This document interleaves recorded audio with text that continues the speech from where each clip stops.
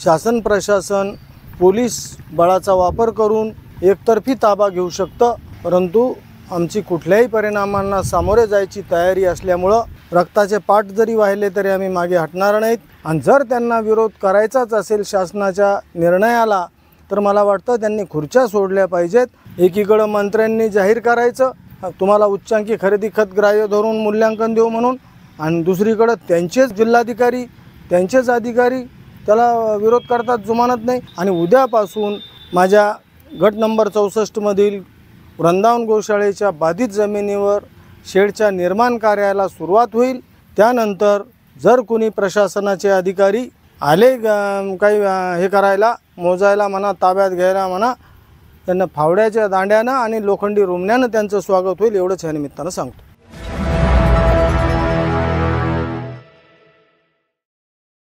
समृद्धीवादी शेतकऱ्यांच्या आंदोलनाला आज 131 दिवस पूर्ण झालेत।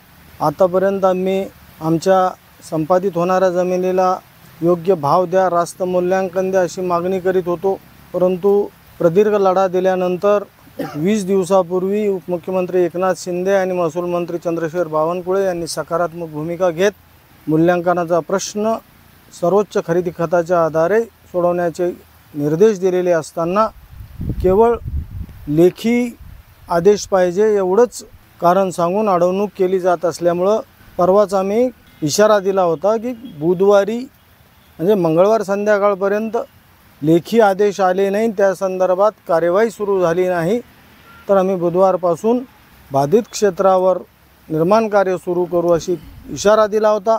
आणि निर्माण कार्य सुरू झाल्यानंतर आम्ही 1 इंचही जमीन कितीही भाव दिला तरी शासनाला संपादित करू देणार नाहीत हेही सांगितलं होतं। आम्हाला कल्पना आहे कायद्याच्या तरतुदीनुसार शासन प्रशासन पोलीस बळाचा वापर करून एकतर्फी ताबा घेऊ शकतं, परंतु आमची कुठल्याही परिणामांना सामोरे जायची तयारी असल्यामुळं रक्ताचे पाट जरी वाहिले तरी आम्ही मागे हटणार नाहीत। आणि मला वाटतं असं करणं हे शासन प्रशासनालाही परवडणारं नसेल। ह्या निमित्तानं आणखीन एक मला प्रश्न पडतो आणि सगळ्या समाजालाही पडला आहे। नुकतंच शासनानं जरांगे पाटलांच्या प्रदीर्घ लढ्यानंतर मराठ्यांना कुणबी म्हणून प्रमाणपत्र देऊन त्यांचा ओबीसीमध्ये समावेश करण्याचा निर्णय घेतला। आता निर्णयाच्या विरोधात काही लोक आहेत, निर्णयाच्या बाजूने आहेत। काहींवर अगोदर अन्याय होत होता, आता काहींवर अन्याय होणार आहे। आणि हे सगळं न्यायालयीन प्रक्रियेचा जरी भाग असला आम्हाला त्याच्यात जायचं कारण नाही, फक्त एवढंच बघायचं की शासनाचं चाललं आहे कसं। एकीकडं मुख्यमंत्री आणि त्यांच्या अधिकाराखालील उपसमितीनं हे जाहीर केलं, सर्वसमावेशक मंत्री सर्व पक्षाचे सर्व समाजाचं प्रतिनिधित्व करणारे मंत्री त्यात होते, त्यांनी निर्णय घेतला आणि त्या निर्णयाला मंत्री छगन भुजबळ, मंत्री अतुल सावे हे विरोध करत आहेत। जरांगे पाटलांनी करणं, लक्ष्मण हाकेंनी करणं, आणखी कुणी ओबीसी नेत्यानं करणं हे समजू शकतो, कारण की ते सामाजिक नेतृत्व करतात। परंतु भुजबळ झाले, सावे झाले, हे संवैधानिक पदावर आहे।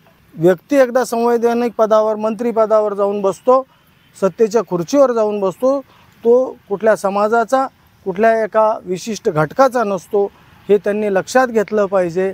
आणि जर त्यांना विरोध करायचाच असेल शासनाच्या निर्णयाला तर मला वाटतं त्यांनी खुर्च्या सोडल्या पाहिजेत आणि त्यांना मुख्यमंत्री देवेंद्र फडणवीसांनी खुर्च्या सोडून नंतर ह्या विरोधात भूमिका घ्यायचं सांगितलं पाहिजे।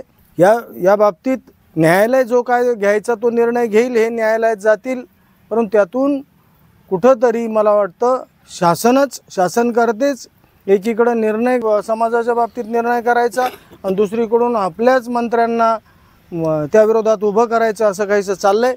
तसाच प्रकार आमच्या समृद्धीबाधित शेतकऱ्यांच्या बाबतीत होतोय। एकीकडे मंत्र्यांनी जाहीर करायचं तुम्हाला उच्चांकी खरेदी खत ग्राह्य धरून मूल्यांकन देऊ म्हणून, आणि दुसरीकडे त्यांचेच जिल्हाधिकारी त्यांचेच अधिकारी त्याला विरोध करतात, जुमानत नाही। म्हणजे मग तू मारल्यासारखं कर, मी रडल्यासारखं करतो, असं काहीतरी चाललं आहे का? आमची मजा घेता का? हे सगळं आम्हाला कळून चुकलं आहे आणि त्यामुळंच आम्ही उद्यापासून बऱ्याच दिवसापासून सांगत होतो की आम्ही टोकाची भूमिका घेऊ। टोकाची भूमिका म्हणजे आता एवढीच आहे की आता आम्हाला जमिनी द्यायच्या नाही। हा प्रकल्प कसा होतो ते आम्ही सांगू.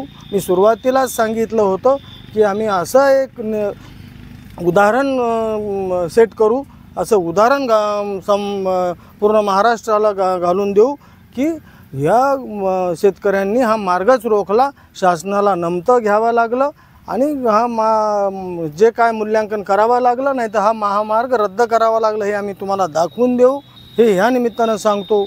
आणि उद्यापासून माझ्या गट नंबर 64मधील वृंदावन गोशाळेच्या बाधित जमिनीवर शेडच्या निर्माण कार्याला सुरुवात होईल. त्यानंतर टप्प्याटप्प्यानं बाकीचे शेतकरी जे काय आवश्यक कामे असतील ते बाधित क्षेत्रात करतील. त्यानंतर जर कोणी प्रशासनाचे अधिकारी आले काही हे करायला, मोजायला म्हणा, ताब्यात घ्यायला म्हणा, त्यांना फावड्याच्या दांड्यानं आणि लोखंडी रुमण्यानं त्यांचं स्वागत होईल, एवढंच ह्या निमित्तानं सांगतो.